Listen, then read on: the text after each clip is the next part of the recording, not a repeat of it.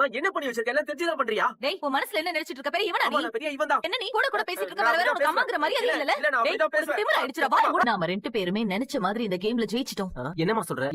என்ன நடந்துச்சு? ஒளிஞ்சு நின்னு நாம அடிச்சு ப்ளீஸ் இந்த வீடியோவை சப்ஸ்கிரைப் பண்ணிட்டு லைக் பண்ணிட்டு பாருங்க. உடனே இவங்க போய் அந்த ஐஸ்வர்யா கிட்ட என்ன சொன்னாங்க ஏது சொன்னாங்கன்னு தெரியல. அந்த ஐஸ்வர்யாவுக்கு சகலமும் ஆடி போயிடுச்சு. இங்க இருந்து துண்ட காணோம் துணிய காணோம்னு சீக்கிரமா ஓட போறா பாரு. அம்மா அதெல்லாம் ஓகே. ஆனா அதுக்கு முன்னாடி நம்ம போட்ட திட்டம் கரெக்டா அது நடக்கும் தானே? எல்லாமே நடக்கும். நீ கவலைப்படாம இரு. பிளான் பண்ண நேரத்துல எல்லாமே பக்காவா நடக்கும். அப்புறம் சூர்யாவும் மும்பைக்கு கிளம்பியாச்சு. ஆக மொத்தத்துல நமக்கு நம்ம திட்டம் நடக்கும்போது எந்த பிரச்சனையும் வராது. டேய் சொதப்பிட கூடாதுடா. நாளைக்கு எல்லாமே சரியா நடக்கும்ல.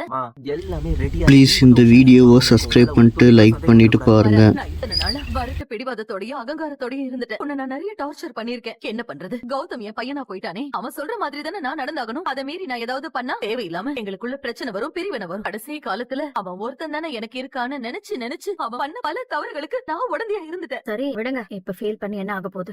அவளை பாக்கணும்னா நீங்க எப்பனாலும் அங்க வந்து பாக்கலாம். எனக்கு புரியுது. ஆனா ஐஸ்வர்யா வலதான் ப்ளீஸ் இந்த வீடியோவை சப்ஸ்கிரைப் பண்ணிட்டு லைக் பண்ணிட்டு பாருங்க. இந்த திடீர் மாற்றம் நானே எதிர்பார்க்காத ஒண்ணு. உனக்கு மட்டும் ஆச்சரியமா இருக்காதா என்ன? ஆனா என்னோட இந்த முழு மாற்றத்துக்கு காரணமே நீதாமா. ஒவ்வொரு நாளும் உன்னை நேர்ல பாக்கும் போதெல்லாம் அப்படியே என்ன பாக்குற மாதிரியே இருக்கும். ஏன்னா எனக்கும் புருஷன் சரியில்லை. குடிச்சு குடிச்சு அந்த மனுஷன் எல்லாத்தையும் அழிச்சிட்டாரு. அதே மாதிரிதான் என் பையன் கௌதமும். எவ்வளவுதான் சொன்னாலும் உன் கூட சேர்ந்து வாழாம அவன் என்னென்னமோ பண்ணிக்கிட்டு இருக்கான்.